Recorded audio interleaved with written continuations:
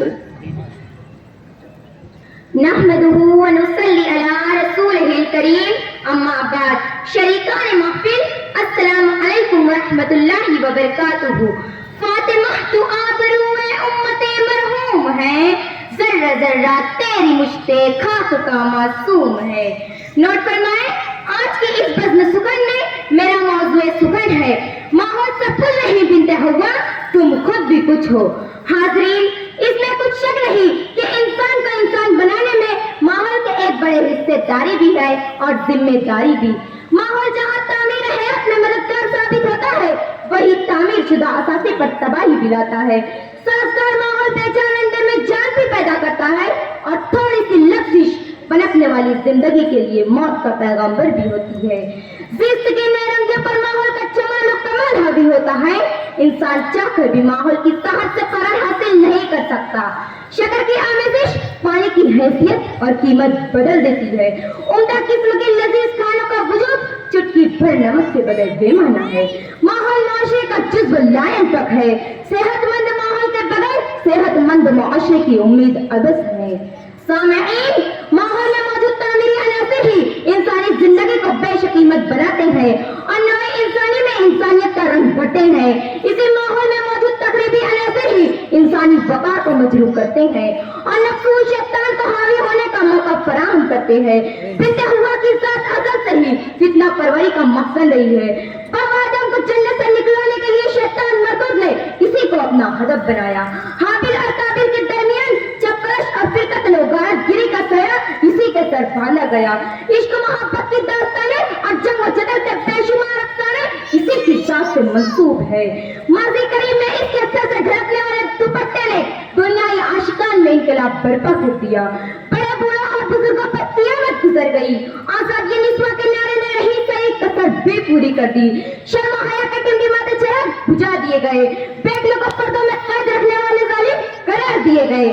رقص و سرود کی محفلوں پر بنت حوا کا قبضہ ہو گیا.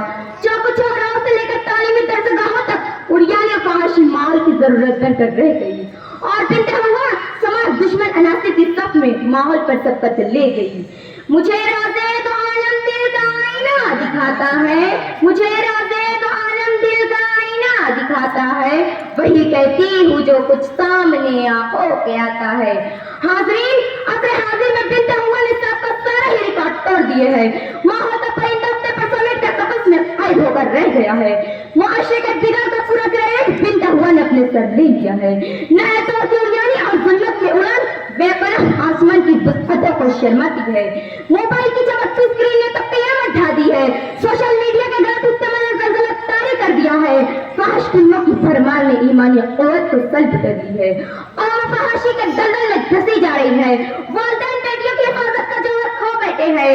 اینڈرائڈ موبائل ہاتھوں میں لیے سڑکیں ناپتی بنت حوا نوجوانوں پر بجلیاں بن کر گر رہی ہے.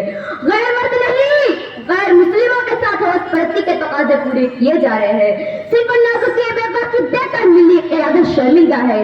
بزرگوں کی سیاست پھنسی گئی ہے. وائس کا گلا سوکھ گیا ہے. غیرت مند آنکھوں کا پانی مر چکا ہے. اسلامی معاشرہ اپنی بربادی پر خون کے آنسو رو رہا ہے. کس منہ سے الزام لگائے بارش کی بوچھاروں پر، ہم نے خود تصویر بنائی مٹی کی دیواروں پر. اے بنت حوا، بس کر، اب ہوش میں آ. بہت ہو چکا بے حیائی کا ننگا ناچ، بہت ہو چکی عزتوں کی نیلامی، بہت ہو چکا شاعر اسلام سے کھلواڑ. پردہ نشین خواتین نے اپنے خون سے گلشن اسلام کی آبیاری کی ہے.